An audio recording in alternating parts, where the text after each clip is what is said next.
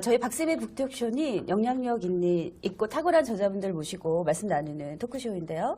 자, 지금까지 몇 회차 진행돼 오면서 저는 오늘을 제일 기다리고 또 좀 떨리고 부담을 좀 갖고 있어요. 제가 잘못하면 질문을 당하기 쉬운 분을 모셨기 때문에. 그래서 오늘은 혁신가의 질문 저자이신 그 박영준 코치님을 모시고 이야기를 좀 나눌 텐데요. 저는 엠퍼시 컨설팅 이런 거 하고 있습니다. 빨리 넘길게요. 좀 민망하더라고요. 제가 나오니까. 제가 이거를 이제 펼쳐놓은 이 장표를 왜 펼쳐놓냐면 제가 코치님께 이제 좀 섭외를 모시고자 말씀 나누고 핵심적으로 저자님께서 좀 전달하고 싶은 메시지가 어떤 게 있나요? 라고 여쭸을 때 이거 왼쪽에 그 그림을 보내주시더라고요. 이걸 기반으로 뭔가를 했다니까 저는 그냥 아무 생각 없는 사람인데 뭐 굉장히 깊은 내용, 그러니까 굉장히 부담스러움을 가진데 내용은 너무 좋으신 거예요. 오른쪽에 보면 코치님께서 이제 페이스북에 올려놓으셨더라고요. 내용이 비슷하고 이런데 저는 질문 그라운드를 이 대목이 되게 인상 깊어서 또 굉장히 오늘 기대를 가지고 왔습니다. 제가 좀 기타 다른 분들보다 떠는 거 혹시 느껴지세요? 저 이런 적 없는데.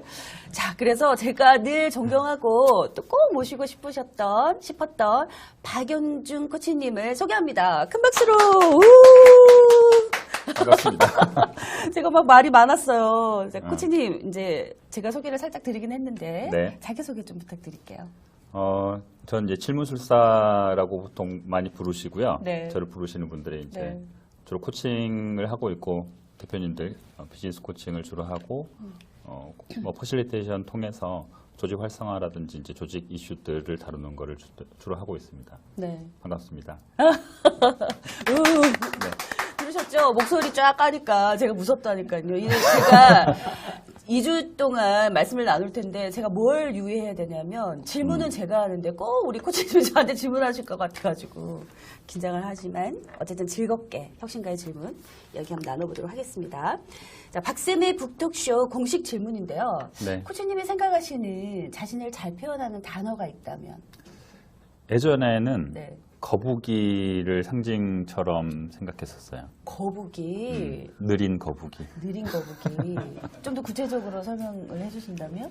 예전에 최두석 씨의 거북이라는 시가 있거든요. 네. 네, 그 시가 너무 좋아서 토끼와 거북이 경주를 하잖아요. 그러면 네. 이제 이렇게 예쁘고 빠른 토끼가 있고 이쁘다고 해주셔서 감사해요. 네. 느리지만 자기의 네. 길을 묵묵히 가는 거북이가 있는데 그 거북이의 상징이 굉장히 좋았던 것 같아요. 그래서 그런 이제 물건들을 이렇게 살 때 거북이 관련된 물건들을 좋아하면서 네. 수집한 적도 있었어요. 그래요? 저를 좋아하시는 분들 중에서 선물을 가끔씩 해주신 분이 있었는데 네. 이렇게 거북이를 선물을 하시더라고요. 굉장히 좋은 의미네요. 그렇죠. 돼지보다는 거북이 낫잖아요. 뭐 누구한테 돼지라 소리 들으셨나봐요. 요즘 살이 지금 쪄가지고 아니요, 좀 빠지셨어요. 한동안 못 뺐다고 했는데. 네. 지금 이게 빠진 거면은 그렇잖아요. 예전에 좀 돼지 가까우셨나 보죠. 하여튼 거북이. 거북이를 그런 좋아했고. 깊은 뜻. 네, 좋습니다. 천천히 느리면서. 근데 이제 혁신가의 질문이라는 책 제목이 사실 코치님 뵙기 전에 제가 이 책 제목을 사실은 접했었어요. 네. 너무 좋은 거예요. 제가 혁신에 대해서 굉장히 관심이 많은데. 네. 혁신가의 질문? 그때는 안 사봤고요. 코치님이 알기 다음에 이 책을 사봤는데. 네. 자, 혁신가의 질문이란 책을 쓰게 된 계기가 혹시 있으셨다면 어떤? 책을 쓰게 된 계기는 책을 써야겠다라고 하는 생각을 이제 하시는 분이 많잖아요. 그렇죠. 저도 마찬가지지만 네. 이 책이 2017년도에 나오기 전에 그 한 10년 전부터 책을 써야겠다라고 한 다음에 계기는 참다 못 참아서 나온 것 같아요. 참다. 그래서 작가가 되고 싶다라는 게 사실 제일 강했던 것 같고 언젠간 책을 써야지라고 이제 한 과정에서 나왔던 것 같습니다. 특별한 계기가 있다기보다는 그리고 질문 디자인 연구소를 만들고 나서 이제 개인적으로 대표님들하고 이제 코칭을 하거나 아니면 네. 이제 질문과 관련된 워크숍을 해서 참가자들하고 이제 상호작용하는 거 말고 제가 해왔던 과정들을 좀 일반인들한테 나누려고 하는 마음들에서 이제 글을 쓰기 시작했던 것 같고 이제 그 글을 브런치 연재하면서 출판사에서 연락이 와서.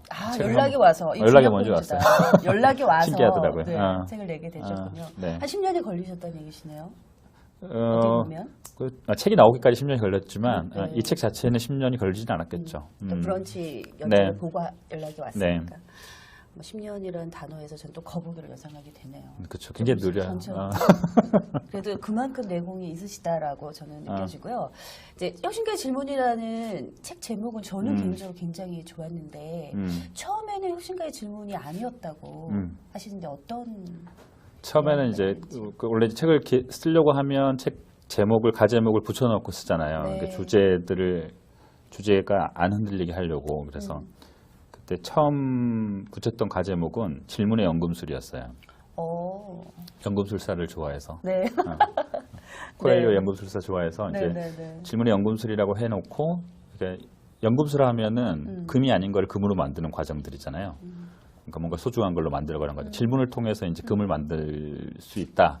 어떻게 만들어야 되냐 이런 것들 좀 풀어보려고 했었어요. 네. 그런데 그 책 제목을 이제 정해야 되잖아요. 출판사랑 같이 정하는데 제목을 정하는 권리가 저한테 없더라고요. 출판사에서 가지는 제가 정할 수 있는데 출판사에서 정해야 된다라고 했는데 출판사 대표님이 제가 제안했던 제목들을 다 거절하셨어요. 편집장님이랑 같이 이제 계속 제목을 만드는데 한 100개 이상 제목을 줬는데 다 거절을 하시더라고요. 100개? 네, 정말 100개 리스트를 만들어서 정말요? 보내드렸어요. 무섭네요. 네, 그런데 어떻게 혁신가의 질문이 최종 선택됐던 건 그러니까 제가 이제 편집장님이랑 제목을 계속 올리다가 참다 못 참아서 마지막으로 몇 개 올릴 텐데 이제 오케이 안 하면 안 할 거야. 안 할 거야라고 버틴 게 없고 와이프가 이제 저 와이프랑 이제 이 책 누가 사서 보면 좋을까라고 이제 이야기해서 뭐 기본적으로 대표님들이 사서 보면 좋겠지 뭐 이런 이야기를 하다가 그럼 대표님들이 혹할 만한 제목이 뭘까? 질문의 연금술은 대표님들이 사업가들이 혹할 만한 제목은 아니잖아요. 그렇죠. 네. 대표님 약간 다를 수 있지만. 저도 질문 연금술이라면 안 봤을 것 같아요. 그래서 뭔가 혁신이 들어가면 물론 이제 내용 자체에서도 이제 쓸 때 또 혁신가 애들의 질문에 대한 연구가 좀 있어서 그 제목을 가제 중에 하나로 생각하긴 있었는데 와이프가 누가 사봤으면 좋겠느냐 그다음에 그분들이 제일 좋아할 만한 제목이 뭐겠느냐라고 해서 혁신가의 질문으로 제목을 했고 대표님들이 책을 사면 일반 이제 독자들이 책을 살 때는 한 권 뭐 많아야 한 10권 주변에 선물하는데 대표님도 책을 사면 100권 이상씩 사시잖아요. 그래서 그렇게 주문이 들어온 경우도 꽤 있었어요. 제목을 잘 지은 것 같아요. 그러네요. 제목을 잘 짓기 전에 장가를 잘 가셨네요. 그럼요. 사모님이 그거를 추천해 주셨다고. 네. 그러니까 안 그래도 100개를 내셨다기 제가 놀란 이유는 100개에도 놀랐지만 제가 아는 코치님은 그 마음에 안 들면 안 하시는 분이셔서 이 스토리가 되게 궁금했는데 그 이면에는 또 사모님이 계셨군요. 그럼요. 언제나 와이프가 있어요. 또 사모님한테 약간 모습을. 네, 혁신가의 글쓰기. 근데 사실은 혁신가의 글쓰기 아니고 혁신가의 질문. 너무 다음 책으로는 혁신가의 글쓰기 한번 생각해 볼게요. 네네. 아주 좋네. 너무 긴장하고 있네요. 혁신가의 질문. 네, 이렇게 또 다른 책이 나오는 거죠. 뭐 기대할게요. 혁신가의 글쓰기. 네, 넘어갈게요. 네.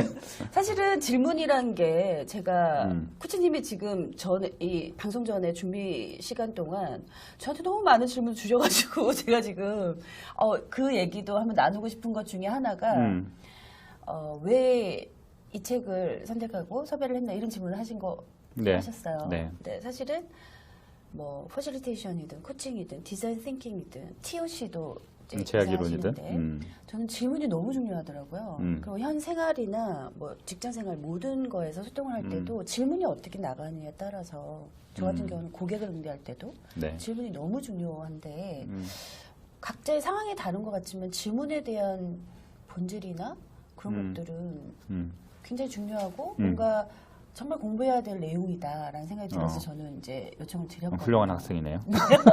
네, 학생이에요. 네. 그러면 우리 코치님이 생각하시는 질문은 뭔가요? 질문이 뭐냐? 굉장히 철학적인 질문이네요. 네, 왜냐하면 코치님은 굉장히 논리적이고 합리적인 스타일로 보이지만 제가 보기에는 굉장히 감성적이시고 또 철학적인 게 많으셔서 좀 궁금해요. 코치님이 생각하는 질문에 대한 정의가. 저는 이제 아까 이제 좋은 질문의 기준을 잡을 때도 마찬가지였는데 질문이 무엇을 위한 도구일까를 생각해 보면 통하기 위한 도구인 것 같아요. 그러니까 만남의 도구이자 통하기 위한 도구. 뭐 소통이라고 할 수도 있고 네. 소통보다 좀 더 크게 통하였느냐 이렇게 하잖아요. 네, 네, 네. 그래서 나하고 너가 있으면 이 사이의 상호 관계들을 잘 이어주는 도구로서 기능적으로 질문이 존재하는 것 같고요. 물론 이제 제가 수학 공부를 한다고 하면 수학이랑 통하려고 했을 때 두드려가는 거죠. 그렇죠. 두드려가는 도구로서 질문을 많이 생각하고 있습니다. 그러니까 질문이 무엇인지를 딱 정의를 내리는 거는 저한테는 어려운 일인 것 같고. 그런 도구로, 통하는 도구로. 그런데 이제 이런 이제 무엇이냐라고 하는 질문들이 굉장히 철학적 질문이잖아요. 네. 예를 들면 촌TV란 무엇인가? 네. 이러면 이제 답하기 어렵잖아요. 저기 어혹하셨어. 손TV 굉장히 어려운 이야기입니다. 하셨어. 그렇죠. 인터뷰란 무엇인가? 굉장히 어려운 이야기예요. 네. 본질을 잡아내는데. 근데 두 가지 다 생각해 보면 좋을 것 같아요. 질문이란 무엇인가는 나의 목적성에 따라서 다르게 정의할 수 있고 또 한 가지는 질문이 아닌 게 무엇인지를 탐구하면 질문인 게 드러나거든요. 촌TV가 아닌 것을 자꾸 찾다 보면 이거를 제외하고 본질적으로 뭐만 남겨놔야 되지? 질문이 아닌 것. 혼자서 말하는 건 질문은 아니잖아요. 그렇죠. 그래서 상대가 있어야 되고. 상호작용이 있어야 되고 뭔가 통하려고 하는 대상이든 주체든 이런 것과 만남들을 기본적으로 전제했을 때 이제 질문의 가치가 있는 것 같아요. 나 이럴 줄 알았어. 지금 말씀하신 내용이 제가 목차로 정리한 이 프롤로그 이후에 다음 질문에 다 나와 있거든요. 아, 그래요? 그러니까 다시 구체적으로 말씀을 좀 나눠보고요. 네. 사실은 저는 모든 책을 살 때 서문을 많이 읽어요. 프롤로그든 서문을 많이 읽는데 거기에서 그 제목으로 소제목으로 나와 있는 4개 정도를 올려놨어요. 근데 질문하지 않으면 대통령은 왕이 된다. 이 문장을 딱 접했을 때 이게 무슨 얘기지? 되게 궁금했거든요. 뭐 어떤 얘기가 있나요? 이게 이제 제 문장은 아니고 네. 제가 질문과 관련된 문장들을 수집하는 걸 굉장히 좋아해요. 그런데 그 UPI 기자인데 전설적 기자예요. 헬렌 토마스라고 하는 기자가 네. 질문하지 않으면 이라고 이제 하면서 이제 썼던 글이 있어요. 기자들한테 알려주기 위한. 네. 근데 그 문장이 너무 좋더라고요. 네. 그래서 그걸 첫 문장으로 이제 가져왔었어요. 당시 약간 정치적인 것도 좀 상황이 그런 글 쓸 때 상황도 좀 있어서 네. 우리가 질문한다는 게 우리 사회에 어떤 의미가 있을까라고 하는 걸 좀 생각해 보면서 첫 문장으로 이렇게 썼던 게 네, 되게 비유가 되기도 하지만 질문하지 않으면 대통령이 왕이 되듯이 네. 현장에서 질문하지 않으면 리더도 왕이 될 수 있고 그렇죠. 뭐 그런 굉장히 권위적인 형태로 생각이 들어요. 자기가 하는 모든 것에 대한 확신들을 가져버리면 굉장히 위험할 수 있잖아요. 네. 그래서 아까 그 방송 준비하기 전에 조금 말씀 나눴었는데 이 프롤로그 4개의 문장 중에 2번, 두 번째 운명의 순간 나는 질문했다. 이게 코치님 이야기라고 하셔가지고 저의 개인적인 이야기. 꼭 여쭤보고 싶었어요. 네. 어떤 이야기가 있나요? 운명의 순간 어떤 운명의 순간인가요? 운명의 순간이 굉장히 많죠. 네. 그러니까 삶에서 중요한 선택의 기로에서 어디로 가야 될지 방향도 헷갈리고 무엇을 해야 될지 잘 모르겠고 하는 순간들마다 제 자신에게 특수한 형태의 질문들을 했던 것 같고 그 질문들에 대한 답을 바로 얻지는 못했지만 그 질문에 머무르면서 좀 더 명확한 길들을 찾으려고 했던 것 같아요. 그게 이제 제 삶의 흐름들이었던 것 같고 그래서 뭐 예를 들자면 제가 이제 전공은 교육학이었는데 교육학을 전공하기 전에 원래 꿈은 초등학교 때부터 꿈은 컴퓨터 프로그래머였어요. 근데 이제 프로그래밍을 하면서 살고 싶었는데 고등학교 이제 딱 들어가면서 그 전부터 이제 우리 이제 그 입시 위주의 교육이라고 해야 되나 주입식 교육, 입시 위주의 교육이라고 보통 표현되는 그런 공부를 하다 보니까 지치더라고요. 컴퓨터도 가지고 공부할 수 없는 상황들. 네. 이제 기숙학교에 들어갔다 보니까 기숙학교에서 컴퓨터 반입이 금지됐었어요. 그래서 어이구야. 그래서 힘드셨겠네요. 굉장히 힘든 상황에서 근데 아무도 선생님들 저희 학교 선생님들이 전국에서 굉장히 공부를 잘 가르치는 선생님들을 스카우트해서 만드는 신생학교였어요. 사립학교였는데 그런데 가르치는 데는 굉장히 열정적인데 아무도 제가 무엇을 배우려고 하는지 무엇을 배우고 싶어 하는지에 대해서 관심이 별로 없으시더라고요. 그래서 제가 뭘 알고 있는지를 물어보시는 분이 있었지만 제가 뭘 배우고 싶어 하는지 어떻게 배우고 싶어 하는지를 물어보는 사람이 없다라고 하는 생각들이 그런 경험들이 쭉 올라오면서 그러면 내가 뭘 해야 되나 뭐 이런 생각들을 한 적도 있고요. 그리고 뭐 우울증 같은 것도 오잖아요. 네. 안 오시나? 오죠. 답답해.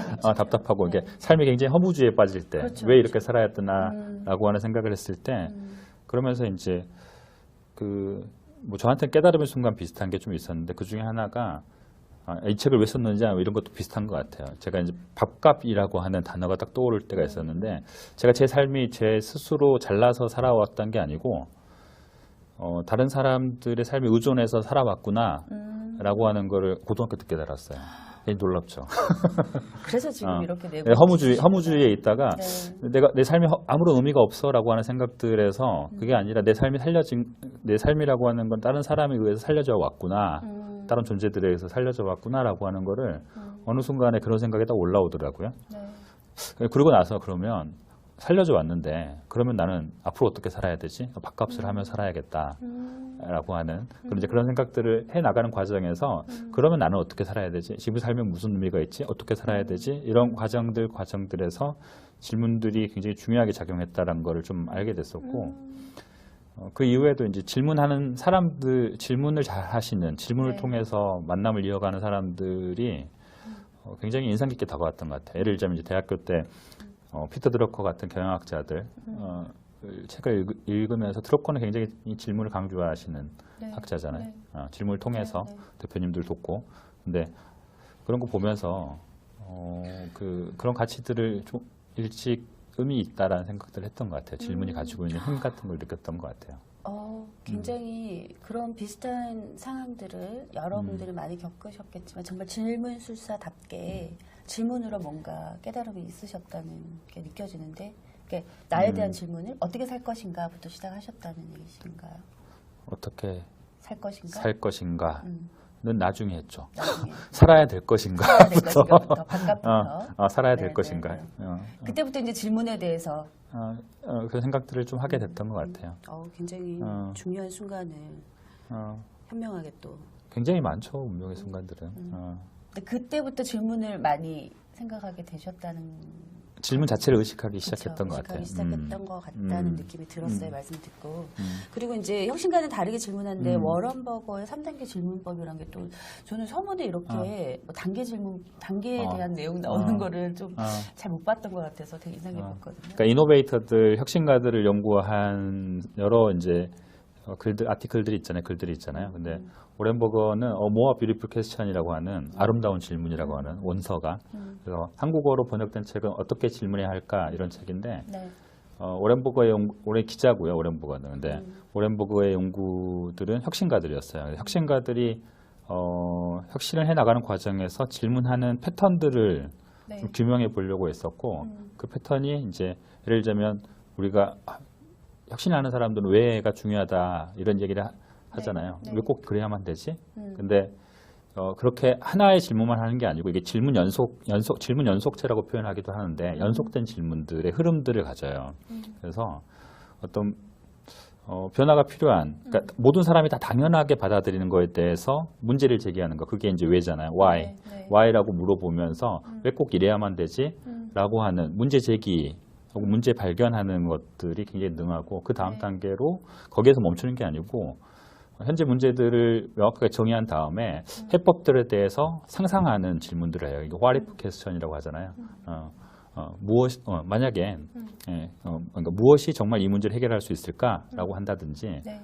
이렇게 해보면 어떨까라고 한다든지 what if question 어떤 가정해보고 상상해보고 이거를 하게 되면 결과가 어떻게 바뀔까라고 하는 인과적 사고들을 하는 형태의 질문들을 네. 한다 혁신가들이. 그래서 해법들을 발견하려고 하는 무수히 많은 시행착오를 하고 그런 상상을 통해서 좋은 해법들을 발견하게 되면 또 거기에서 멈추지 않아요. 그냥 창의적인 사람이다라고 하면 화리프 캐스턴에서 멈추겠는데 혁신가들은 기본적으로 실천가거든요. 해법들을 실제로 실천해서 그 비즈니스로 만들든 아니면 사회 변화를 만들어내든 그래서 만들어내는 최후의 퀘스천 중에 하나가 이제 how죠. 어떻게 하면이라고 해서 실전적 질문, 실전적 입장에서. 그래서 혁신가들은 이 세 가지 why, what if, how의 순서들을 다 답을 해왔고 그게 짧은 순간이 아니라 굉장히 긴 시간에 걸쳐서 하나의 사회적 문제들이든 아니면 뭐 비즈니스 문제들이든 그런 것도 해결해봤다라고 하는 흐름들을 가져왔더라고요. 그래서 네. 혁신가들이 가지고 있는 질문 패턴들이 굉장히 좋더라고요. 그러면 질문 자체에서도 네. 그럼 예를 들자면 네. 왜 우리가 질문해야 될까 아니면 왜 다르게 질문해야 될까 why 퀘스천에서부터 정말로 질문을 다르게 만들 수 있는 화리프 질문에 대해서 상상해야 될 것은 무엇일지 그리고 어떻게 질문해야 될지들을 그런 흐름들로 가져간다고 하면 우리가 질문하는 습관들이나 질문의 패턴들 역시도 혁신해 볼 수 있지 않을까라고 해서 그 구조를 오렌버그가 제안한 이 단계들을 좀 따랐어요. 네, 그래서 지금 목차 흐름도 책 이렇게 되어 내용 있죠. 자체가 말씀하신 3단계를 충실히 이렇게 흐름대로 네, 잘 따르셨던 거를 저도 아주 볼수 훌륭한 있었어요. 작가예요. 그 따르신 우리 코치님도 굉장히 훌륭하게 또 책을 쓰신 것 같고요. 그 프롤로그에서 마지막 문장도 제가 이 사실은 맥락하고 조금 동떨어진 듯한 느낌이 들어서 자세히 봤는데 이것도 꼭 말씀 여쭈고 싶은 문장이었어요. 네. 즉각적으로 답을 찾지 못하더라도 질문을 멈추지 말자. 근데 이 문장 자체만으로도 어떤 얘기인지 감은 오는데 코치님이 이 문장을 쓰신 이유가 궁금합니다. 이게 다 제 문장이 아니어서 정말 송구한데 아니, 제가 뭐 좋아하는 인용을 그 했어도. 라이너 마리아 릴케 시인이죠. 네. 릴케의 젊은 시인에게 주는 충고의 번역판이 굉장히 여러 가지가 있는데 네. 그 릴케의 젊은 시인에게 주는 충고에서 그 의문을 지닌 채 현재를 살아라. 혹은 뭐 문제를 가진 채 현재를 살아라.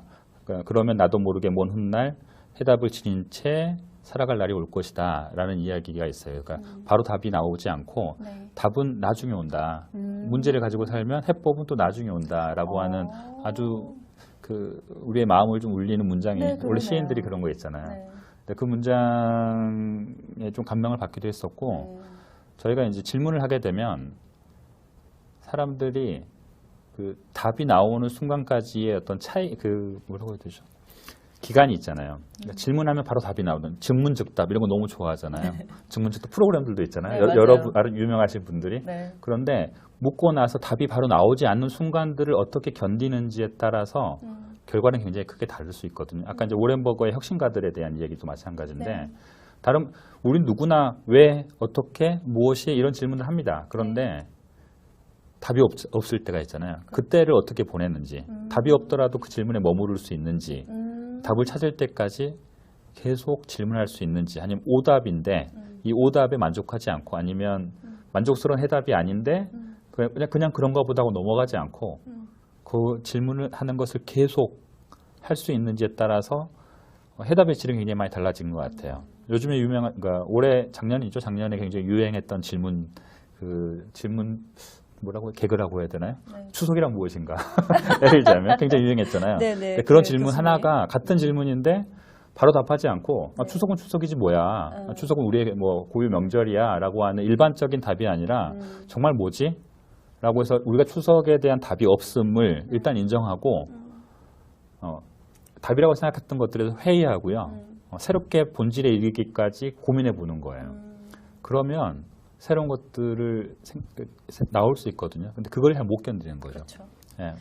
그러면 즉각적으로 답을 찾지 못하더라도 질문을 멈추지 말자에서 필요한 거는 머무르고 거기에 맞는 사고를 기비하는 건가요? 그렇죠. 그러니까 두 가지인데 하나는 그러니까 방금 말하신 것처럼 머무르는 것도 굉장히 중요하고요. 또 한 가지는 사실은 답이 없다 혹은 답을 모른다 내가 무지하다라고 하는 상태 자체에 머무르는 거 거기에서 빨리 도망가려고 하지 말고 그거를 이제 acceptance죠. 수용할 수 있는 거. 답이 없는 상태를 수용하고 나서야 더 좋은 답을 받아들일 수 있거든요. 나의 무지를 인정하고 나서야 지혜로울 수 있는 기회들이 찾아오거든요. 지금 다 너무 보시고 철학적이다. 계시지만 프롤로그만 해도 이 정도예요. 어떻게 할 거예요? 근데 사실은 지금 뭐 한 15분 정도 얘기를 나누면서 제가 느낀 거는 늘 그 박영준 코치님의 팬들도 되게 많고 왜 이렇게 좋아하실까? 물론 저도 좋아해서 느낌은 아는데 구체적으로 뭐가 좋은 걸까 했더니 이 깊은 철학적 사고 그리고 되게 스마트하고 예리한 아니면 아니라고 할 줄 아시는 이런 것들인 것 같은데 제가 갑자기 질문이 떠오른 게 뭐냐면 얼굴 빨개지려고 그랬어요. 아 진짜요? 진심이에요. 네. 뭐 질문이 떠오른 게 뭐냐면 쭉 얘기를 나누다 보니까 굉장히 질문술사로서 질문을 잘하시고 또 질문에 대한 얘기는 너무 공감을 하는데 갑자기 저는 좀 살짝 두려운 게 뭐냐면 이 정도 우리 코치님 정도의 철학과 깊이가 있어야만 질문을 잘하는 걸까? 라는 생각을 하게 됐어요. 코치님 어떻게 생각하세요? 질문 잘하고 싶은 거예요? 아니, 그러니까 코치님처럼 사실 이게 뭐 제 얘기가 아니라고 인용을 얘기를 하셨지만 이 정도 인용할 정도면 이거를 잘 이해하고 계시다는 얘기고 그만큼, 저는 질문하면서 밥을 먹고 살아야 되잖아요. 네. 그러니까 깊이 공부하는 거고 네. 질문을 통해서 밥 먹고 살 게 아니면 네. 그렇게까지 안 해도 괜찮잖아요. 예를 들어 야구 선수가 공 하나 던지는데 그걸 공 하나 던지는 거 가지고 밥 먹고 살아야 되잖아요. 그러면 안 되는데. 난 이 책이나 우리 코치님하고 대화를 나누면서 질문을 좀 잘할 수 있는 방법을 전달하고 싶은데. 근데 이제 예를 들자면 네.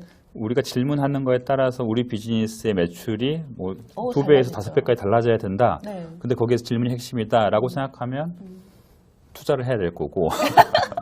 그게 아니고 가진 자의 여유신데. 아니 그러니까 내 목적이 얼마만큼 네. 중요한지에 맞아요. 따라서 다를 수 있을 것 같아요. 그래서 사실은 뭐 누구랑 비교하는 건 크게 의미가 없는 것 같아요. 그쵸. 제가 질문을 잘한다고 사실 생각을 하진 않은데 저는 예를 들자면 그 대표님들이 자기 비즈니스를 잘하거나 자기 삶에 대해서 만족하는 충만한 삶을 살아가도록 돕기 위해서 질문하는 것을 계속 이제 훈련해보고 또 좀 더 질문들 개선해 나가는 과정들인데 딸내미하고 질문하는 거는 네. 똑같아요. 일반 부모들하고 너 밥 그런가요? 먹었니? 언제까지 올 거야? 너 아직까지 이제 밖에 있는 거야? 뭐 이렇게 질문하게 되죠. 상황에 맞춰서 유연하게 그렇죠. 한다. 뭐 이런 얘기신 건가요? 아니죠. 그러니까 상황에 맞춰서 하기보다는 그러니까 목적이 저한테 굉장히 중요하게 네. 되면 네. 그거에 맞아요. 대해서 깊게 하게 맞아요. 되는 것 같아요.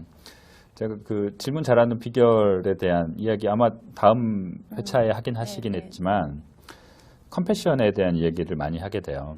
그러니까 대상을 사랑하게 되면 대상에게 질문하는 것도 잘하고 싶은 거거든요.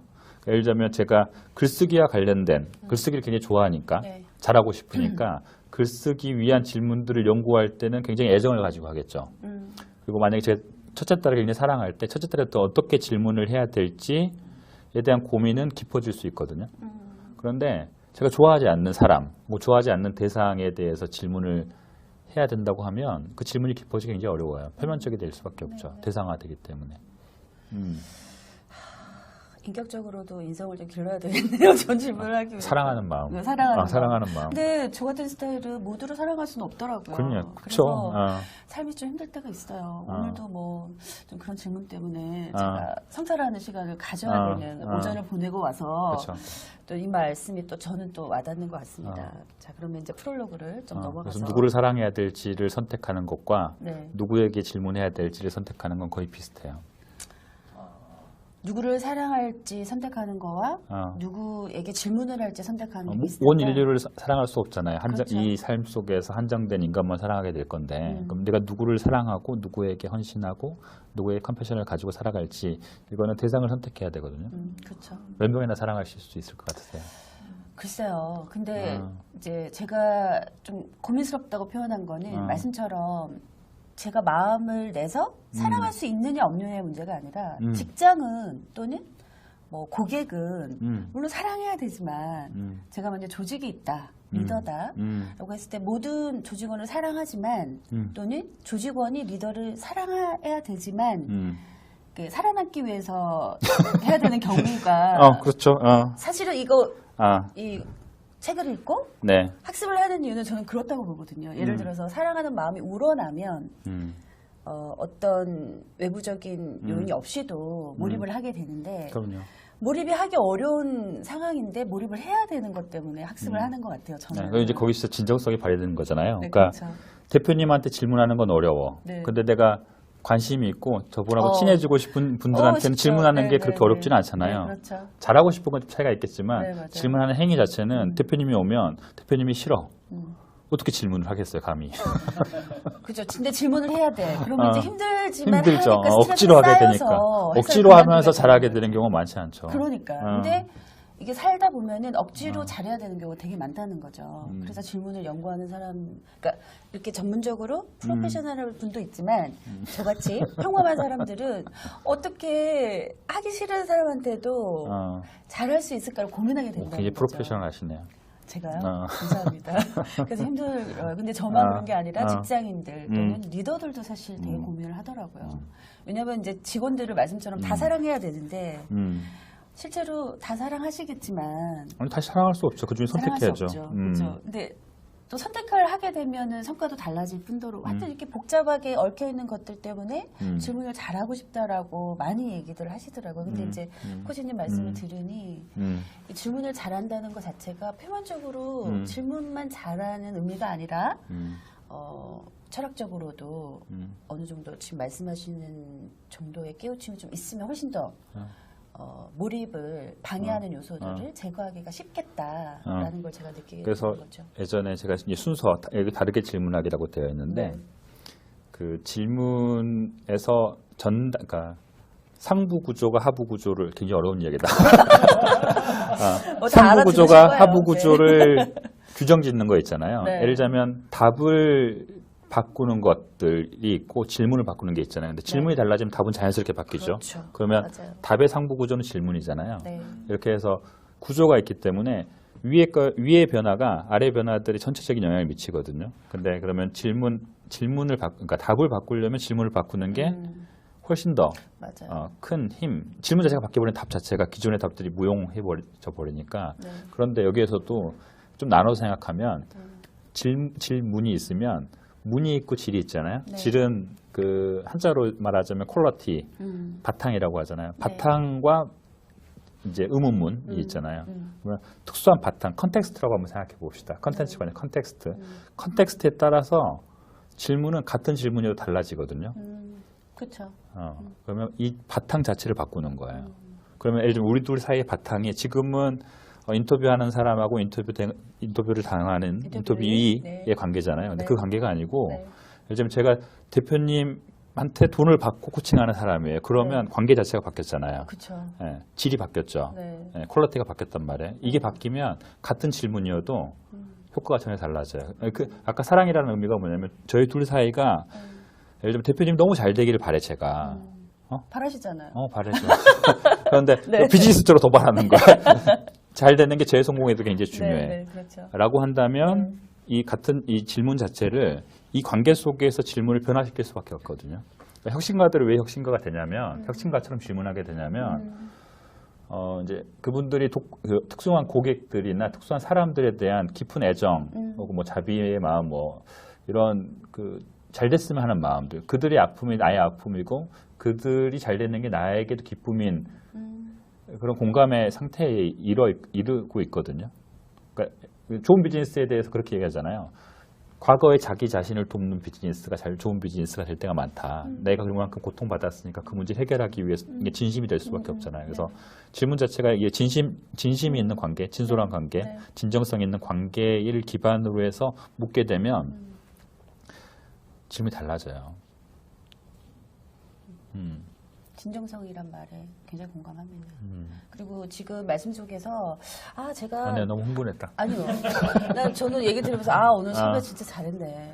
제가 이상한 질문을 했는데 이렇게 철학적으로 모든 걸 아우르는 답변을 해주실 분은 우리 박영준 코치님밖에 안 계신다라고 생각이 드는데 말씀 속에서 또 나온 게 혁신가의 질문에 대해서 말씀 주셨어요. 질문이 바뀌면 답이 바뀐다. 근데 사실 그렇죠. 현장에서 혁신을 얘기를 할 때 뭐 5I도 그렇고 디자인 띵킹도 그렇고 서비스 혁신을 제가 연구를 할 때도 질문이 바뀌어야 답이 바뀌고 그렇죠. 제대로 된 진정성 가지고 정말 변화에 대한 진심을 담았을 때 질문이 바뀌고 그렇게 됐을 때 답변이 바뀌고 현상이 바뀌는 걸 저도 경험을 했기 때문에 너무 공감되는 말씀이시고 제가 사실은 엄하게 질문을 드렸는데 핵심을 또 말씀 주셨어요. 어쨌든 질문이 진정성을 담보해야 되고 그 진정성이라는 거가 상대든 대상에 대한 애정에서 오는 거라는 게 너무 공감이 되고 그렇게 하기 위해서 사실 좋은 질문은 머릿속에 있는 아이디어의 수준을 넘어서 좀 사고의 깊이도 같이 있어야 되지 않나 이런 게 좀 저는 느꼈거든요. 표정이 아니신 것 같은데. 아니 그러니까 네. 다 깊이가 생각이 있을 수 틀리니까. 있는데, 그러니까 선후 관계를 잘 분별하면 좋을 것 같아요. 그러니까 내가 사람에 대한 철학이 깊어지면 네. 질문이 달라질 거다. 뭐 물론 그럴 수 있죠. 그런데 깊어지지 않으면 질문할 수 없느냐? 그렇지도 않. 그렇지 않잖아요. 그걸 이제 찾아가는 과정. 맞아요. 찾아가는 과정. 그러니까 생각해야 개인의 되겠죠. 수준이나 퀄리티나 아니면 상황이 달라질 수밖에 없는 얘기신 것 같아요. 이제 다르게 질문하기에서 사실 코치님께서 쭉 제가 앞에 들은 질문에도 왜 다르게 질문해야 되는지 뭐 좋은 질문이라든지 이런 얘기가 사실은 쭉 나왔던 것 같고요. 여기에서 고수의 질문은 무엇이 다른가가 사실 제일 궁금했어요. 네. 고수의 질문이 뭐가 다른가요? 그러니까 야단 맞는 것 같아요. 잘못 질문한 것 같아요. 아니에요. 무서워. 이게 이제 고수의 질문은 무엇이 다른가가 네. 이 글을 쓸 때, 네. 이 챕터 사실 이제 이 챕터가 브런치에 올라가 있잖아요. 네. 기존글을 안 내렸거든요. 네. 근데 고수의 질문 코너가 제일 많이 공유됐던 글이에요. 제일 궁금해하는 것 같아요. 저도 궁금해요. 사람들이 이게 좋아했던 글이기도 하고, 근데 부끄러운 글이죠. 내가 고수의 질문을 하고 있는지를 늘 생각하면 너무 부끄러운 겸손하시네, 건데, 얘기시네. 이게 이제 하수의 질문, 중수의 질문, 고수의 질문처럼 이거는 이제 자칫하면 딱지를 붙이는 게 되잖아요. 누구는 고수고 누구는 하수다. 근데 그러기 위해서가 아니라 우리가 향상심, 좀 더 좋은 질문을 해보는데 내가 하수의 질문이라고 한다면 중수를 바라보고 중수를 생각한다면 고수를 바라보고 이렇게 해보자라고 이제 그런 기준을 주면 좋지 않을까. 질문의 어떤 좀 더 좋은 네. 질문을 좀 분별하기 위해서 고수의 질문이라고 하는 이제 테마를 가져왔는데 네. 고수의 질문은 무엇이 다른가? 제일 궁금한 건 뭐예요? 고수처럼 질문하고 싶은 거예요? 아니면 고수의 질문의 어떤 차별점들을 알고 싶으신 거예요? 제가 하고 싶다고 살 수 있는 게 아니기 때문에 네. 차별점이 궁금해요. 일단은 그거부터 인식이 되면 네. 조금 감이 올 것 같아서. 그래서 그러니까 이거 이제 여러 가지 기준을 나눌 수 있을 것 같아요. 여러 가지 기준을 나눌 수 있을 것 같은데 일단은 누가 그러더라고요. 이 하수의 질문만 하더라도 이 책에서 규정한 하수의 질문만 하더라도 나는 하수도 아닌 것 같아요. 막 이런 이야기를 해요. 그런데 이제 예를 들면 하수는 네.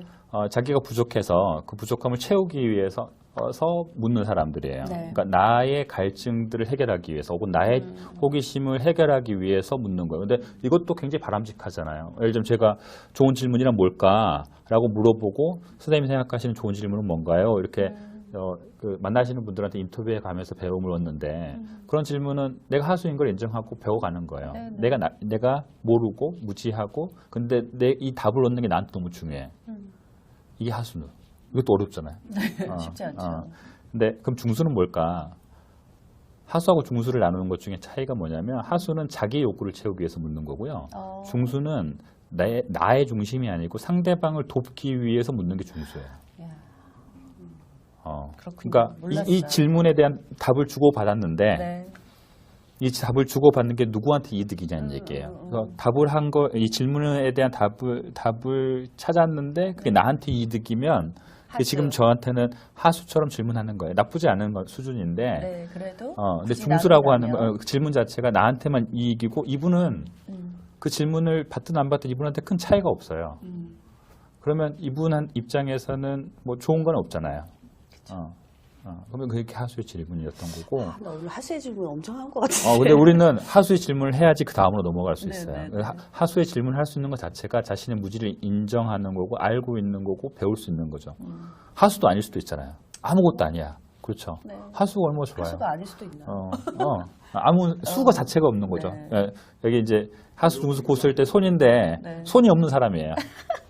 하수는 손이 있으니까 내가 네. 이렇게 그러면 손이 저는 있으니까 이제 먹을 수 있는 손이라도 거죠. 있고 없고 뭐 이렇게 생각해야 되는데 중순이 낮은 손. 네, 낮은 손은 굉장히 좋은 거예요. 받을 수 중순이 있잖아요. 질문 자체가 상대에게 이로운 질문. 상대에게 이로운 질문을 하려고 하는 거죠. 굉장히 훌륭한 그래서 관점이네요. 그래서 예를 들자면 회사 상황이라고 한다면 팀장이 마감이 있는데 이 친구가 프로젝트를 마무리해서 내 마감이 잘 준수됐는지를 확인하는 거가 이제 매니저의 책임이라고 한다면 야 프로젝트 했어? 그 질문에 대한 답을 얻으면 누구한테 이득이에요? 뭐 매니저. 매니저 이득이 했으면 그대로 집에 가면 되고 안 했으면 내가 이제 해야 될 것들을 생각해야 되잖아요. 네. 그런 거는 이제 자기한테 팀장한테 중요한 거고 그 질문을 받는다고 해서 팀원이 유익할 건 하나도 없잖아요. 네. 근데 팀원한테 너 어려운 게 있어? 그러면 어려운 게 어떤 게 어려워? 지금 뭐 내가 도와줄 게 있어? 라고 그렇게 물어봐 주면 아우 중수네요. 고마울 수도 네, 있잖아요. 네, 근데 아닐 그렇죠. 수도 있어요, 사실은. 아니에요. 뭐 웬만하면 그렇죠. 고마워할 것 같아요. 관심이 네, 관심을 네. 나한테 관심이 있고 배려해주고. 나를 배려해주고 네. 있구나라는 느낌들을 그런 갖기 느낌. 때문에 상대방을 존중해주는 그리고 상대방의 욕구를 채우는데 도움을 주기 위해서라고 하는 게 그런 확 끼쳤어. 그런 질문만 하더라도 소통해서- 좋잖아요. 소통에서 지금 항상 중수의 질문을 추천하고 그렇게 하는 게 바람직하다고 얘기하는 그럼요. 질문. 나중심주의에서 벗어나서 늘 상대- 질문 받는 사람의 입장을 생각하는 그렇죠. 거예요. 쉽지 질문 받는 사람에게 유익한, 음. 질문 받는 사람에게 유익한, 그렇죠? 어렵죠.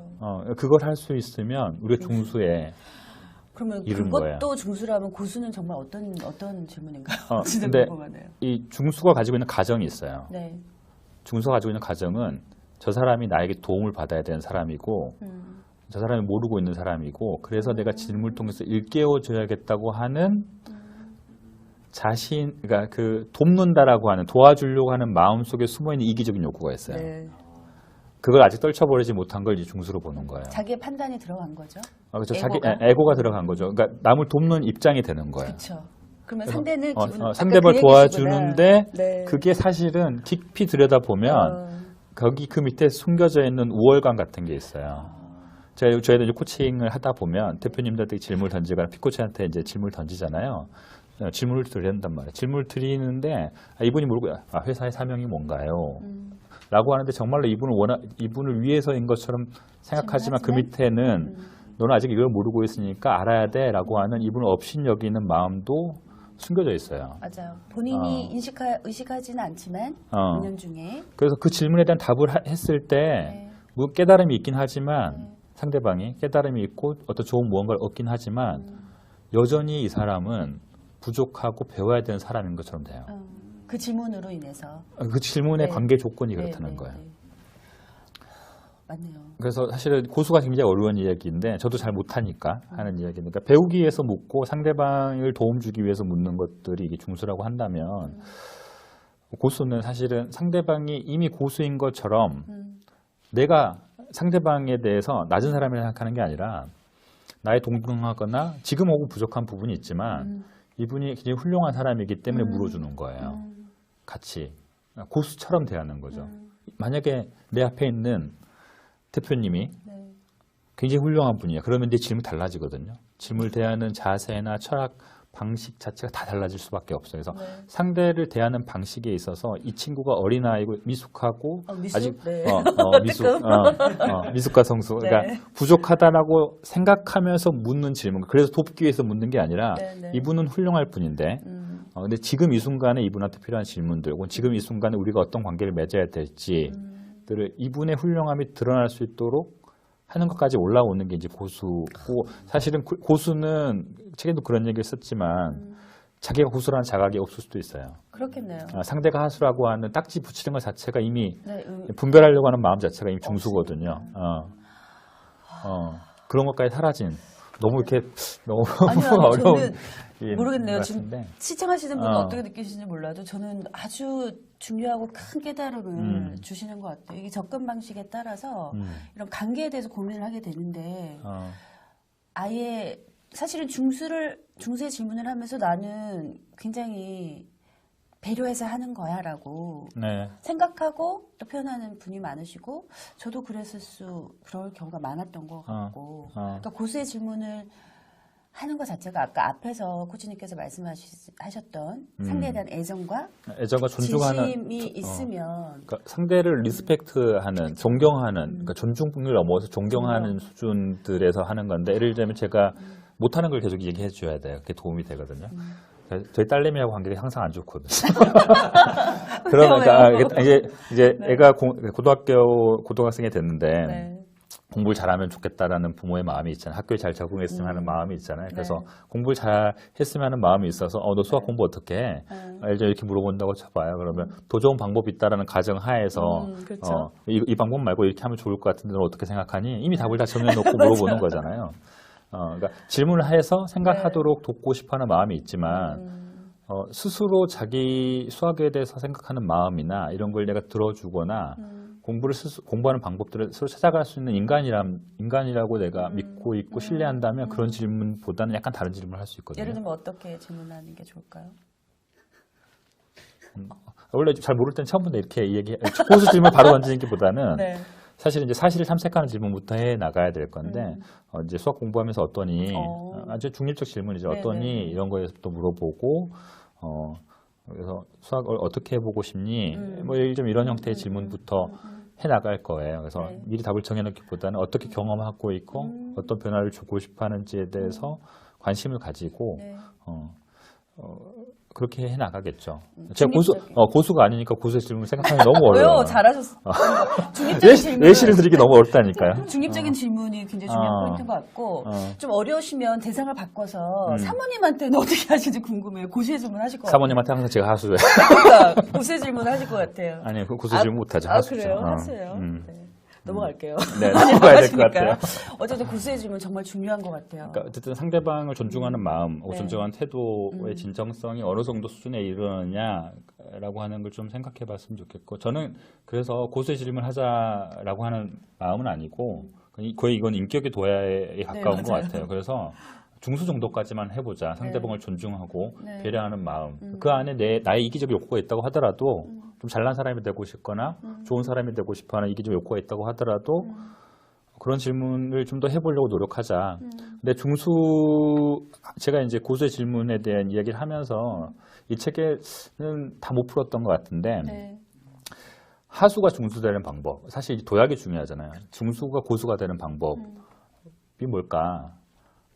에 대한 생각들을 해봤어요. 그래서 하수가 중수가 되려면 자신이 하수인 걸 인정하는 사람만이 중수가 될 수 있는 문이 열리는 거예요. 내가 부족하고 네. 배울 수 있는 사람이고 배워야 되는 사람이다. 아직은 하수다. 네, 네. 라고 생각해야지 배울 수 있잖아요. 맞아요. 그래서 상대방을 존중하면서 배려하면서 물어보는 것들이 가능해지거든요. 네. 그럼 중수가 고수되는 건 자신의 부족함을 인정하는 게 하수에서 중수로 올라가는 게 중수에서 간다면. 고수가 되려면 일단 먼저 나를 내려놔야 될 것 같아요. 에고를. 그것도 있는데 네. 에고를 아직 내려놓는 것도 굉장히 중요한 과정인 것 같은데 네. 중수에서 고수가 되는 건 저는 약간 그런 생각을 하는데 고수를 만나기 전까지 고수가 어떻게 살아가고 어떻게 질문하는지 모르는 것 같아요.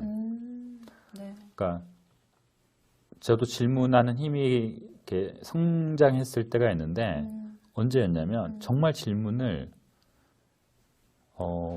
이 사람 정말 나를 위해서 질문해 준다라고 느끼게 만들어 주신 분이 있었어요. 근데 그런 분을 만나 보니까 이게 같은 질문이지만 자기 온몸을 실어서 질문하는구나 라고 하는 느낌을 딱 갖잖아요. 그래서 네. 그런 사람을 만나기 전까지는 정말 고수를 만나기 전까지 고수가 고수인지 모르거든요. 그렇잖아요. 진짜 고수를 만나면 내가 고수가 아닌 걸 딱 알게 되거든요. 네. 그래서 그분을 만나고 따라해 보려고 하고 하는 과정 속에서 그러면서 내 안에 있는 고수, 이제 이분의 훌륭함이 아니라 나의 훌륭함들도 존중해 줄 수 있을 때 자연스럽게 고수처럼 질문해 나갈 수 있는 것 같아요. 그래서 만남이 굉장히 중요하다고 생각해요. 하수가 중수되는 것보다 중수가 고수되는 데 있어서 정말 그렇게 대해주는 사람들을 만나는 그러면 상호 관계가 되거든요. 네. 상호 관계가 돼요. 이게 질문이 꼬리를 무는데 두 가지 질문이 떠올랐어요. 한 가지는 그 만났다는 분이 누군지, 어떤 분이 우리가 따라할 수 있는 고수인지도 너무 궁금하고, 또 한 가지는 멀리서 찾지 마요. 농담이었는데. 알겠습니다. 두 번째 질문 잊어버렸어. 너무 훅 들어오셔가지고. 또 빨개지네. 두 번째 질문 생각나면 할게요. 네. 갑자기 들어오셔가지고 잊어버렸네. 네, 어쨌든 고수의 질문 너무. 그러니까 나를 함부로 대하는 사람이 아니고 나를 굉장히 존중해 주면서 나의 현재 가능성뿐만 아니고 나의 미래 가능성을 다 같이 포함해서 대해주는 사람 있잖아요. 네. 그러니까 나를 함부로 대하는 사람들 중에서 고수인 경우가 많지는 않죠. 그렇죠. 그리고 생각났어요. 질문이 이게 하수, 중수, 고수로 가면서 이제 질문의 도약 단계라든지 멘토를 보면서 우리가 도움을 받는 것도 중요하고 그렇게 내가 경험을 한 다음에 그 상황에 대한 거를 나한테 질문하는 것도 참 중요하겠다는 생각이 좀 들었거든요. 그 상황에 대한 나에 대한 질문. 뒤에 보면은 여기 안 나오고 다음 차에 나오는 것 같은데 뭐 6가지 후, 5가지 후이 나올 때 나에게 하는 질문도 되게 중요하다고 네, 자기 스스로 하는 질문이 중요하죠. 그러니까 네. 같은 질문이어도 자기가 답해본 질문이 있고 자기가 깊이 답해본 질문이 있겠죠. 그렇죠. 근데 자신이 깊이 답해본 질문은 그 질문에 무게가 실리거든요. 근데 무게가 실린 질문, 예를 들자면 드러커 박사가 이제 경영자들한테 이런 질문을 하잖아요. 당신 회사의, 당신 조직의 사명이 무엇이냐. 근데 이 질문은 사실 굉장히 심플한 질문이거든요. 미션이 뭐냐? 이런 질문 누가 못해요. 네. 근데 네. 이분은 그 질문에 대한 답을 해보기 위해서 노력했던 과정들이 있고 인생이 있고 어떤 회사 대표님하고 그 질문을 깊게 들어가 봤어요. 그래서 그 같은 질문 하더라도 그 질문에 무게가 약간 달리 실리거든요. 그러니까 그럼 나의 미션은 뭘까? 이 질문에 대해서 그 답하기 어려운 과정들 을 머물러 보고 답을 하다 보면 그 질문에 어떤 무게가 정말 실려요. 네, 네. 정말 그래서 같은 질문이어도 그 사람이 물어주면 약간 다른 느낌이 들거든요. 그래서 제가 이제 질문 훈련하시는 분들, 질문을 좀 잘해보고 싶다고 훈련해보자고 하신 분들하고 훈련할 때 자기가 답해보지 않은 질문, 그러니까 자기가 진정성 있게 답해보지 않은 질문에 대해서 다른 분들한테 묻는 거를 하지 말자라고 얘기해요. 그러니까 먼저 답해보고 물어보자. 너무 중요한 것 같아요. 그러니까 내 인생에서 소중한 게 무엇인가요? 이런 거 질문하시는 분 많잖아요. 네, 네. 스스로 그분한테 물어보면 답을 잘 못해요. 자기는 저도 못하잖아요. 그러면 자기가 그거에 대해서 깊이 고민해보고 여러 답들을 찾아보고 그 중에서 진정성 있는 답을 딱 찾은 경험을 해보면 네, 네. 그 질문이 얼마나 어려운 질문인지 알아요. 맞아요. 그래서 근데 얼마나 소중한 질문인지도 알고 그리고 나서 물어보면 질문에 어떤 존재감이 실리거든요. 이게 단순한 훈련인데 함부로 묻지 말고 자기가 답해보기 전까지는 네.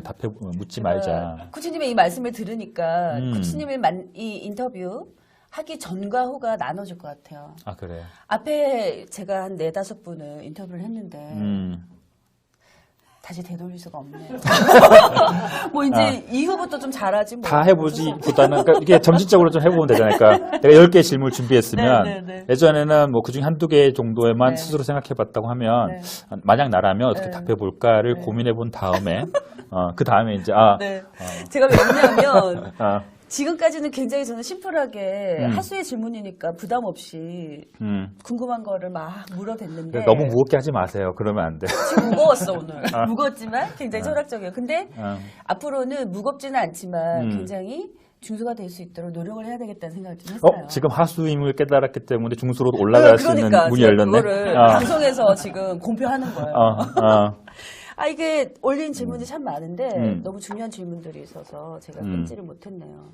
차이를 만들어내는 질문, 이제 앞에서 했던 건 다르게 질문하기, 그리고 책에 이제 목차를 보면 차이를 세부 목차. 만들어내는 질문과 촉진하는 질문이 있었어요. 근데 이게 이렇게 나와 있지는 않지만 저는 바라봄, 만남, 문제 해결의 차이가 키워드였고 촉진하는 질문, 변화, 창의성, 공감이 촉진이 키워드여서 이렇게 분류를 좀 했는데 다 궁금하지만 나머지 분은 책을 읽으시면 좋을 것 같고 시간이 좋네. 없으니까 한 가지만 질문을 드리고 마무리를 좀 해볼게요. 촉진하는 질문에서 저는 코치님이 강점이 너무 많으신데 그중에서 비유를 하실 수 있는 굉장히 깊은 사고를 하시는 분께 저는 강점으로 저는 개인적으로 느끼는데 이 공감을 촉진하는 질문에서 착한 사마리아인은 어떤 질문을 했을까라는 그 문장을 써놓으셨더라고요. 굉장히 깊은 의미가 느껴졌어요. 저는 너무 얕아서 그런지 모르지만 어떤 내용인지 한번 말씀 주실 수 있을까요? 공감을 촉진하는 질문에서 사마리아인은 어떤 질문을 했나요? 그러니까 이 질문을 하시는 목적은 뭐예요? 촉진하는 질문에서 꼭 하나도 질문 당할 줄 알았어. 궁금했어요. 그냥 착한 사마리아인이 어떤 질문을 했다는 걸까? 그냥 단순하게. 이게 이제 궁금했어요. 그러니까 사실 여기 썼던 대부분의 글은 두 가지 흐름에 맞춰서 이제 글이 나왔어요. 하나는 제가 코칭하면서 코칭했던 과정들 특정한 대표님하고 특수한 주제로 코칭을 하다가 그거를 글로 쓰기도 하고요. 그걸 일반론으로 바꾸고 네. 또 하나는 제가 공부하면서 굉장히 깊은 감동을 받았던 것들을 핵심 내용들을 다시 재정리하면서 나왔던 건데 감성지능을 쭉 공부하다가 이제 다니엘 골만의 감성지능 뭐 이런 이야기 있잖아요. 그래서 다니엘 골만 책을 예전에 한참 열심히 보다가 신간이 이 책 쓰기 한 몇 년 전에 나왔던 게 있어요. 포커스라고 하는 책이 나와 있는 게 있었어요. 거기에 이제 그 자기중심주의와 타자중심주의, 그다음에 이제 관계중심주의에 대한 이야기들이 쭉 펼쳐지는데 착한 사마리아인의 비유도 다니엘 골만이 썼던 글 안에도 나와 있던 내용이 있어요. 네. 그래서 사실은 이제 약간 이제 성경과 관련된 내용인데 착한 사마리아인 어떤 질문을 했을까? 보통은 이제 이 성경에서 착한 사마리아인의 비유들이 나오잖아요. 네. 그러니까 이게 뭐 다치고 힘들고 고통받는 사람들을 돕는 이웃이 누구냐? 사실은 이제 성경에서는 예수님의 질문이 나오죠. 누가 우리의 이웃이겠느냐 해서 착한 사마리아인과 레이인. 그러니까 레이인은 하고 사마리아인이 누군지를 일단 알아야 되거든요. 그러니까 레이인은 일단 지금으로 보면 엘리트 계층이라고 생각하시면 좋고 당시에 이제 정통 이스라엘인이고 종교적으로 종교 지도자에 가까워서 굉장히 존중받는 그래서 겉으로 일종의 뭐 귀족 계층이라고 생각하시면 좋을 것 같아요. 그리고 사마리아인은 지금 한국 사회로 따지자면 한국의 국적이 없거나 아니면 저기 이제 뭐 중국 교포라든지 그러니까 네. 한국인인데 한국인이 아닌 것처럼 취급받는. 근데 어떤 행동들을 하는지, 그러니까 여기 이제 모든 레인이 그렇다는 얘기가 아니라 그때 당시에 이제 어떤 사람이 쓰러져 있을 때 레인은 그냥 지나가거든요. 근데 사마리아인은 그냥 지나가지 않고 이 강도를 당해서 이 피를 철철 흘리고 온몸이 다 벗겨져 있던 그 사람을 돕거든요. 그래서 이제 이 돕는 사람, 타인들을 위해서 헌신한 사람이 어떤 질문을 했을까? 누가 우리의 이웃이겠느냐? 이건 이제 예수님의 질문인데 네. 우리를 일깨우는 네. 이웃을 위해서 헌신하자. 뭐 아픈 이웃들에 대해서 잘 돌보는 사람이야말로 이웃을 사랑하는 사람이야말로 진짜 이스라엘인이다. 뭐 이런 형태의 이제 메시지를 전하셨던 거였겠죠. 근데 저는 이제 그 질문들 중에서 공감하는 인간들 있잖아요. 그러니까 네. 디자인 싱킹에서도 그런 얘기 하지만 공감을 하라. 엠파시를 하라. 공감 어렵잖아요. 어렵죠. 근데 그래서 엠파시 네, 공감하는 사람들의 질문 패턴 자체가 이제 궁금한 거죠. 착한 사마리아인이 대표적으로 공감할 수 있는 인간이라고 한다면 타인의 아픔에 대해서 공감할 수 있는 인간인데 이 사람의 최초의 질문, 그러니까 다친 사람을 딱 봤을 때 머릿속에서 어떤 질문이 떠올랐을까? 그 질문 패턴이 어땠을까? 그 질문 패턴이 이 사람의 행동에 타인을 위한 헌신하는 행동에 영향을 미치지 않았을까라고 하면서 썼던 게 이제 착한 사마리아인 어떤 질문을 했을까인 거고요. 네. 그 두 가지 퀘스천이 나오죠. 그러니까 네. 예를 들면 사마리아인이 머릿속에 말을 하지 않더라도 쓰러져 있는 이 사람을 딱 보고 야, 이 사람을 돕는다고 한다면 나에게 어떤 일이 벌어질까? 이 사람이 광도일지도 모르고 아니면 내일 있을 어떤 중요한 행사에 차질이 생길지도 모르고 나의 이득이나 내가 잃게 되는 어떤 어려움들 이런 것들을 먼저 생각했을까? 아니면 이 사람을 돕지 않는다면 그에게 쓰러져 있는 사람을 돕지 않는다 그에게 무슨 일이 생길까를 먼저 생각했을까죠. 그러니까 그 질문 자체의 주어가 나에게 어떤 일이 생길까 아니면 그에게 어떤 생길까 이 작은 차이가 그 다음에 생각들을 이끌어내는데 큰 차이가 생기지 않을까. 그래서 자기중심주의적인 질문, 자신이 중심되는 질문, 나는 공부하면 나한테 어떤 게 유익하지? 이렇게 생각하거나 공부했을 때 이 공부를 통해서 사람들한테 뭘 나눠줄 수 있을까? 자기중심적인 질문과 타인중심적 질문 자체가 그러한 생각들에 큰 힘을 준다. 그래서 공감 질문이라고 하면 질문의 중심에 주어라고 해야 되나요? 주체라고 해야 되나요? 주체를 달리할 수 있냐는 얘기예요. 쉽지는 않은 이야기인데 아까 고수의 질문하고 같이 가는데 네. 그래서 질문의 주어들을 예를 들면 대표님이 어떻게 하면 우리 회사의 매출을 극대화시키고 순이익률을 지금보다 더 15% 20% 더 향상시킬 수 있을까? 이렇게 질문할 수 있잖아요. 그럼 이 질문에 대한 혜택은 누가 봐요? 대표님이 그렇죠. 많이 보겠죠. 대표님이 네. 보잖아요. 그러니까 이런 질문들 다 자기중심적 질문의 패턴에 다 같은 건데 사마리아인처럼 우리 관계 맺고 있잖아요. 네. 모든 회사는 누구랑 관계 맺고 있어요? 고객 혹은 직원들. 이제 회사 자체를 보자면 외부를 보자면 고객이잖아요. 근데 고객 입장에서 우리 제품과 서비스를 통해서 고객들은 어떠한 목적들을 실현할 수 있고 어떤 문제들을 해결할 수 있고 그들이 얻는 혜택은 무엇일까? 라고 묻게 되면 생각하게 되는 그 다음에 따라오는 답도 너무 달라지는 거죠. 그래서 이제 우리가 CS 컨설팅 하시고 그러잖아요. 네. 그러면 고객 입장에서 질문하는 고객 입장에서 질문하는 의료인하고 고객 입장이 아니라 자신이 버는 수익을 생각하는 수익만 생각하는 수익 생각하는 나쁘다는 게 아니에요. 수익 네. 생각하셔야 돼요. 네. 근데 자신의 입장에서 자기 회사 입장에서 자기 병원의 입장에서 질문하는 경우에 따라오는 사유가 달라진다는 달라요. 거예요. 너무너무 달라요. 이 비율을 CS로 해주셨는데 고객 입장에서 질문을 하느냐 자기 입장에서 질문을 하느냐에 따라서 성과가 달라요. 그쵸. 매출이 달라서 물론 이제 매출 기준으로 보면 근데 이게 너무 맞는 얘기신 것 네. 같아요. 그래서 같은 이야기죠. 이게 또 이제 공감 질문을 하면 제가 그 첫 질문이 그거였잖아요. 박미수 대표님이 저한테 했던 질문이 이 책에서 전하고자 하는 핵심 메시지가 뭐였나요? 라고 하는 거는 예를 들면 제 입장에서는 네. 내가 전하고 싶은 게 뭐였지? 라고 이제 묻다 보니까 그 네. 질문은 사마리아인의 질문이 아니에요. 네. 내가 독자들한테 무슨 생각들을 주입시켜야 될까? 라고 하는 생각들을 끄집어내게 만들어요. 네, 네, 그런데 네. 그래서 이 책이 아주 훌륭한 베스트셀러가 못 된 거예요. 예를 들면 더 좋은 책이 될 수 있으려면 이 책을 읽으면 네. 만약에 읽는다고 한다면 독자들이 어떠한 고통 독자들이 어떤 문제들을 해결할 수 있고 이 책을 읽었을 때 정말로 손에 쥐어주는 네. 아주 확실하게 독자들한테 줄 수 있는 유익이 뭘까?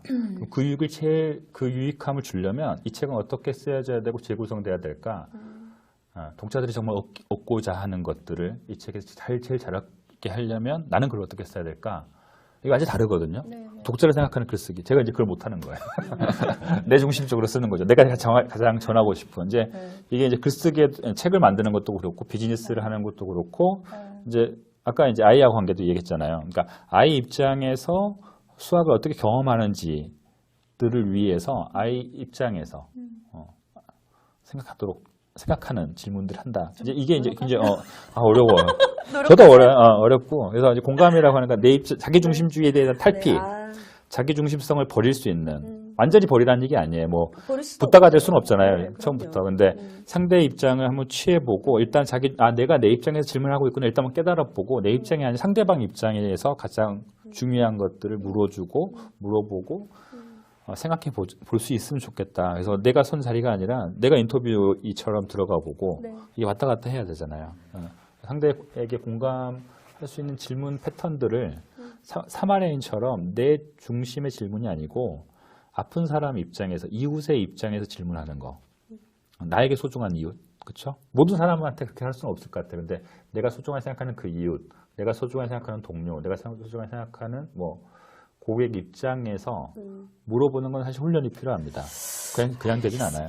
제가 하수의 질문을 한다는 게 뾰록이 나버려서 그렇지만 앞으로 우리 시청하는 시청자분들께서 어떤 유익을 가질 수 있을지를 고민하면서 그렇죠. 이제 질문을 좀 시청자 해보도록 입장에서 질문하시게 하겠습니다. 된 것도 아주 훌륭하고 그다음에 인터뷰를 당하는 사람 인터뷰 당한 사람이 네. 뭘 물어봐 주기를 제일 좋아할까 또 네. 이제 그것도 훈련인 거예요.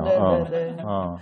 오늘 완전 본전이 다 들통나가지고 빨리 오늘 그러면 마무리 우리가 늘어야 되는 거지. 마무리합시다.